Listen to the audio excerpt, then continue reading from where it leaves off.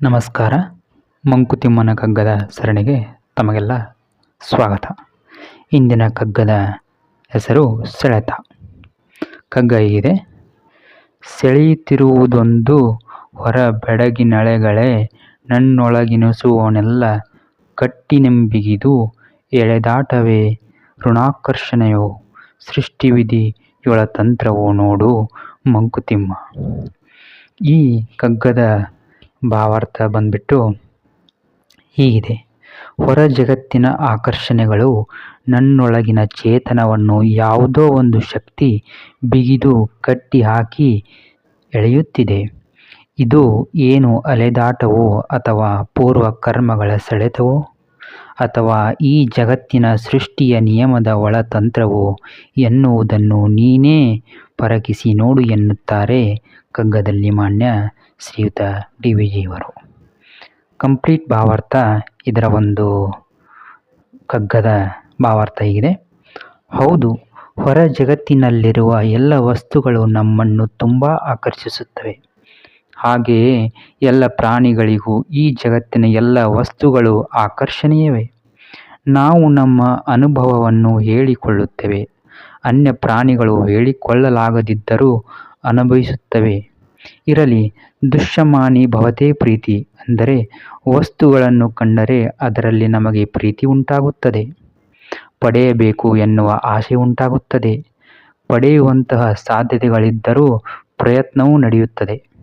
ಹಲಸಲ ಸಫಲತೆಯೂ ದೊರಕುತ್ತವೆ. ಸಿಗಲಿ ಬಿಡಲಿ ಆಸೆ ಪಡುವುದಂತೂ ಪ್ರತಿಯೊಬ್ಬ ಮನುಷ್ಯನ ಒಂದು ಹುಟ್ಟುಗುಣ. ಆಕರ್ಷಿತರಾಗುವುದಂತೂ ಹೇಳಲೇಬೇಡಿ.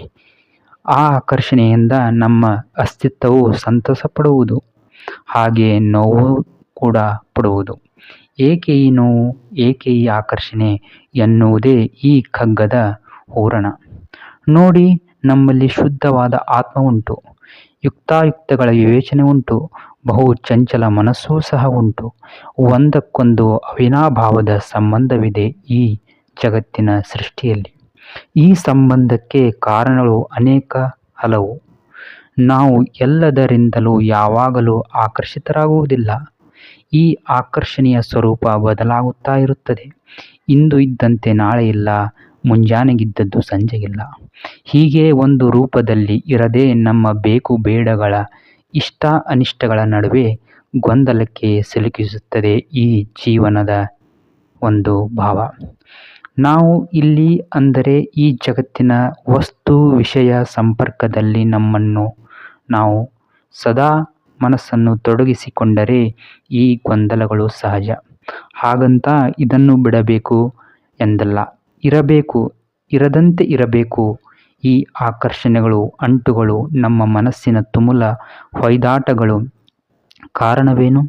ನಮ್ಮ ಸ್ವಭಾವ, ಪೂರ್ವ ಸಂಚಿತ ಗುಣಗಳ ವಾಸನೆ. ಇಲ್ಲಿ ನಾವು ಜನಿಸಿನಿಂದ ಪಡೆದುಕೊಂಡು ಬೆಳೆಸಿಕೊಂಡ ಹಲವಾರು ಗುಣ ಸ್ವಭಾವಗಳಿವೆ. ಆ ವಸ್ತು ವಿಷಯಗಳ ಅಂದ ಚಂದ ರುಚಿ ಗುಣಗಳೆಲ್ಲವೂ ನಮ್ಮನ್ನು ಸೆಳೆಯುತ್ತವೆ. ಇವೆಲ್ಲವೂ ಆಕರ್ಷಣೆಗೆ ಮುಖ್ಯ ಕಾರಣ. ಆದರೆ ಇದು ಸರಿಯೇ ತಪ್ಪೇ, ಅಥವಾ ಎರಡೂ ಸರಿಯೇ ಅಥವಾ ಎರಡೂ ತಪ್ಪೇ ಗೊತ್ತಿಲ್ಲ.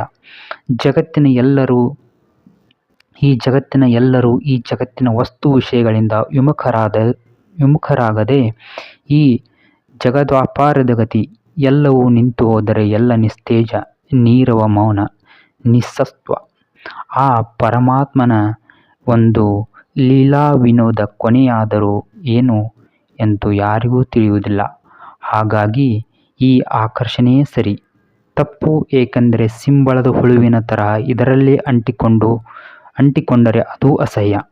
ಹಾಗಾಗಿ ಎಲ್ಲವನ್ನೂ ನೋಡಬೇಕು, ಆಕರ್ಷಿತರಾಗಬೇಕು, ಅನುಭವಿಸಬೇಕು ಮತ್ತು ಅದೇ ರೀತಿ ಬಿಡಬೇಕು. ಆಗಲೇ ಈ ಜೀವನದ ಒಂದು ಚಂದ, ಚೆಲುವು. ಎಷ್ಟು ಆಕರ್ಷಿತರಾಗಬೇಕು, ನಮ್ಮನ್ನು ನಾವು ಅದರೊಳಗೆ ಎಷ್ಟರ ಮಟ್ಟಿಗೆ ಮುಳುಗಿಸಿಕೊಳ್ಳಬೇಕು, ಯಾವಾಗ ಬಿಡಬೇಕು ಎನ್ನುವುದೇ ನಮ್ಮ ಈ ಪ್ರಯತ್ನ. ಈ ಪ್ರಯಾಣವನ್ನು ಮಾಡಬೇಕು ಎನ್ನುವ ರೀತಿಯಲ್ಲಿ ನೋಡು ಎನ್ನುತ್ತಾರೆ ನಮ್ಮ ಶ್ರೀಯುತ ಡಿ.ವಿ.ಜಿಯವರು.